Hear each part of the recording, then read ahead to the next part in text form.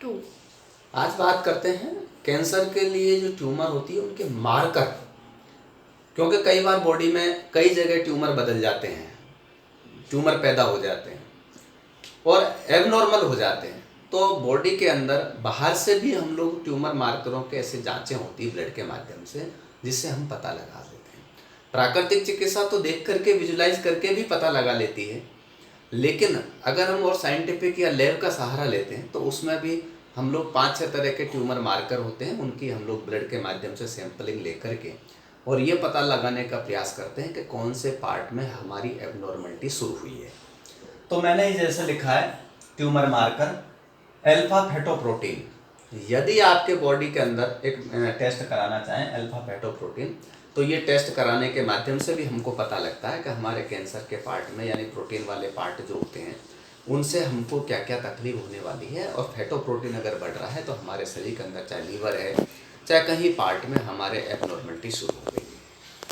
CA-125 ये हमारा एक प्रेगनेंसी के लिए होता है, जिन महिलाओं के लिए यानी यूट्रस में या प्रेगनेंसी संबंधित बीमारियों में एबनॉर्मलिटी हो रही है यानी उन पार्टों में कोई एबनॉर्मलिटी आ रही है, तो CA-125 ये प्रेगनेंसी टेस्ट होता है। यानी प्रेगनेंसी से रिलेटेड वाले जो पार्ट होंगे उनमें एबनॉर्मलिटी शुरू हो गई है, तो हम इस टेस्ट के माध्यम से भी पता लगा लेते हैं। और पता लगाने के बाद में हमारा नेचुरल ट्रीटमेंट है जो अगले हम अपन बात करेंगे कि उनको हम लोग कैसी चीज़ें दे दें तो ये हमारा CA-125 कैसे नॉर्मल हो सकता है।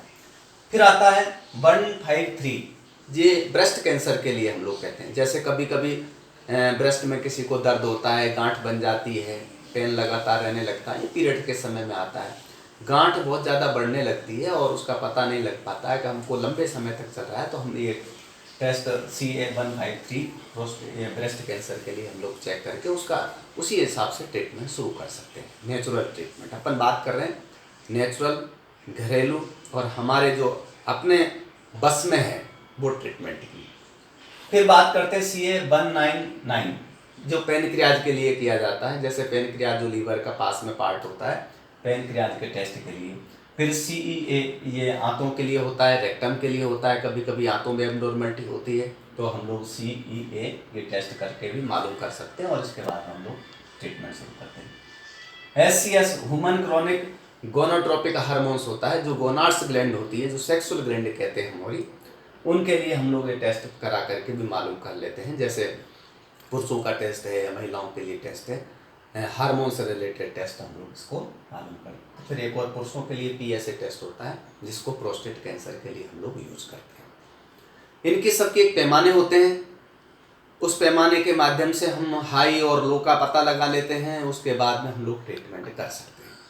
तो ये हमारे बॉडी के अंदर कैंसर ट्यूमर मार करके कुछ जांचें होती हैं जो लैब के माध्यम से भी हम लोग इसको देख सकते हैं। क्योंकि जैसे ही हम लोग कैंसर का ट्रीटमेंट शुरू करते हैं तो बहुत से लोगों के मन में विचार होते हैं कि हमारा कैंसर ठीक होगा कि नहीं होगा, इनसे कैसे ठीक होगा, ये कैसे मदद करती है प्राकृतिक चिकित्सा, योग से कैसे ठीक होगा। तो ऐसे आप साइंटिफिक डेटाबेस दोनों तरह के इन रिपोर्टों के माध्यम से और पेशेंटों के स्वयं के माध्यम से भी हम लोग मालूम कर सकते हैं। नेचुरल तरीके की भी जांच होती है, जैसे ब्रेस्ट की कैंसर है या हार्मोन्स के रिलेटेड है तो हमारा जो अंतिम परिणति है उन सब चीज़ों को हम लोगों को देखना है। हार्मोन्स के लिए अलग एंजाइम्स होते हैं, अलग ट्रीटमेंट होते हैं, लीवर के लिए अलग है, पैनक्रियाज के लिए अलग है, ब्रेन के लिए अलग है। अलग अलग जगह जब कैंसर होते हैं, जैसे जीव के लिए होते हैं, तो हमारा कौन से पार्ट में कैंसर का डेवलपमेंट ज़्यादा हो रहा है उसके आधार पर हम लोगों का ट्रीटमेंट का निर्धारण होता है। तो आज हमने बात की ट्यूमर मार्कर की। तो ऐसे ये 5-7 तरह के ट्यूमर मार्कर हैं जिनके माध्यम से भी हम लैब की रिपोर्टों के माध्यम से कुछ निर्णय पर पहुंच सकते हैं। अगले में अंक में जब बात करेंगे कि हमारा कलर पिगमेंटेशन भी कैसे बदल जाता है, तो हम लोग कलर कैसे यूज करते हैं। कलर का मतलब है जैसे सब्जियों में भी कलर होते हैं, फलों में भी कलर होते हैं, कपड़े जो पहनते हैं वो भी कलर वाले होते हैं। ऐसे जो रोटियां खा रहे हैं हम लोग, अनाज जिसका यूज कर रहे हैं वो भी कलर वाला होता है। तो कलरों के माध्यम से भी हम लोग इन कैंसरों की जो बीमारी है, कैंसरों का डेवलपमेंट है, उसको कैसे रोक सकते हैं, उसको कैसा अच्छा बना सकते हैं। तो अगले अंक में जब बात करेंगे हम लोग तो कैंसर के बारे में, रंगों के अलग अलग प्रयोग, कौन से पार्ट में कौन सा अंग, कौन सा रंग। आपने कभी एनाटॉमी फिजियोलॉजी के चित्र देखे होंगे तो लीवर के भी रंग हैं, ब्रेन का रंग है, हमारे अलग अलग पार्टों के रंग बिरंगे चित्र आते हैं।